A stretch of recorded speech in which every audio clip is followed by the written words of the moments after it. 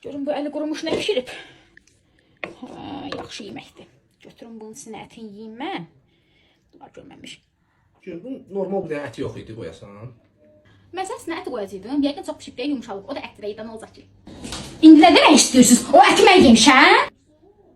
Sən necə deyən oldu ki? Yox ola, burada məndən başqa kim var ki? Hara yoxa çıxdı qazandan ət? Yox ola, mən yemişəm.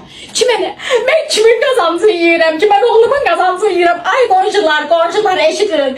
Gəldim qoymur oğlumun qazancını yeyəm qonşular. Bu gəlin mən imkan vermir ki, mən bu evdə yaşayam ay qonşular. 9 ay mən uşaq böyütmüşəm qarnımdakı. Bu elin qalmış mən o qazancı yeməyə qoymasın. Valla yaxşı, başına dönündəsən, hə? Bir giymək yiyəcəm, imkan verməz ya. Kes seçin sen de arvad ağız. Ömür boyu o belənin mən zırmıza. Deyə bilmirsən ki, anam yiyib, ədəm yiyib la. Ay tövbə, hilmi alırım amcam heç ondan mən. Gedirəm maşını bir-birini durun.